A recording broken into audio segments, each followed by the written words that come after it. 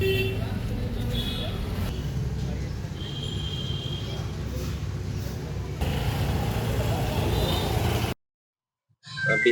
का कहाँ से आए?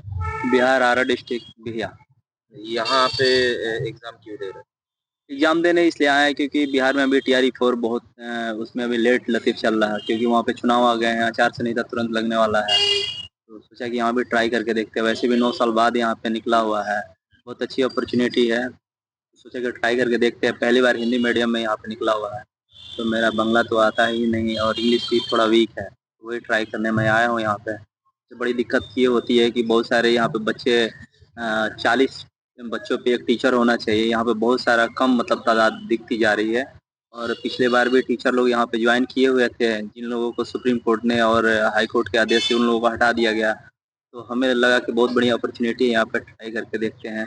बहुत लंबे दिनों से हम लोग तैयारी कर रहे थे, सोचे कि चलिए 9 साल बाद निकला हुआ है। सबसे बड़ी ये दुखी की बात होती है ना कि बहुत सारे यहाँ पे स्टूडेंट तैयारी करते हैं, तैयारी करने के बाद भी अगर डेट पे डेट लतीफ़ होता जाए, डेट आगे बढ़ाया जाता जा रहा है, तो उसमें बहुत दिक्कत होती है। अगर कोविड हो या कुछ भी हो, चुनाव तो टाइम पे हो जाता है, लेकिन स्टूडेंट का जो दिक्कत होता है, दुःख होता है, ये लोग नेता सब समझते नहीं हैं, जो कि टाइम पे एग्ज़ाम होना चाहिए था। बिहार में क्या टीचर का जो वैकेंसी है वो कम है?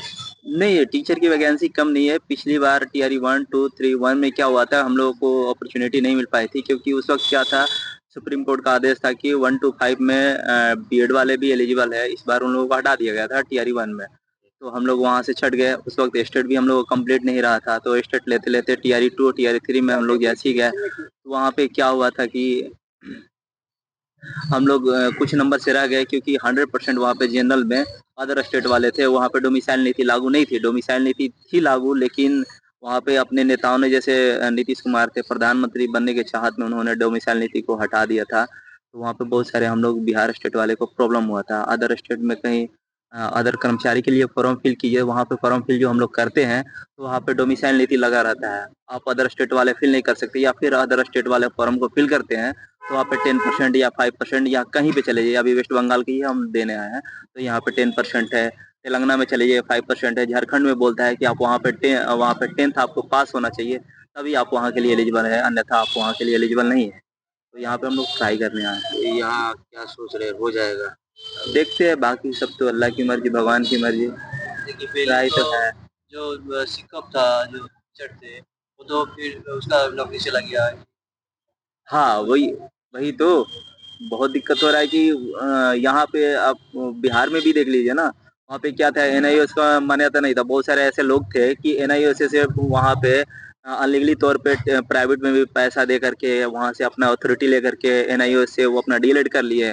और वहाँ पे अभी हाल-फिलहाल में उन लोगों का टीआरई 3 का रिज़ल्ट आया हुआ है। वो लोग अभी जॉइन करने वाले हैं। इस तरह से बहुत दिक्कत होती है कि आप जॉइन करने के बाद भी आपको वहाँ से नौकरी से हटा दी जाती है। फिर आपसे पैसे की वसूली की जाती है कि आपको पैसा देना पड़ेगा इतना दिन जॉब करने के बाद। ये बहुत दिक्कत की, दुःख की बात है कि नेता लोग एक दिन के लिए बस शपथ करते हैं, शपथ लेते हैं और उन लोगों को वहाँ से पेंशन स्टार्ट हो जाता है।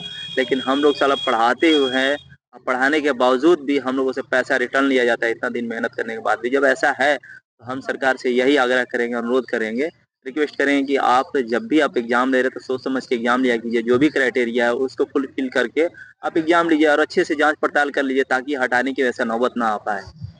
आपका नाम और कहाँ से? मेरा नाम मोहम्मद कामरान पड़ेगा, मैं बिहार से बिलॉन्ग करता हूँ, डिस्ट्रिक्ट मेरा भोजपुर हुआ आरा।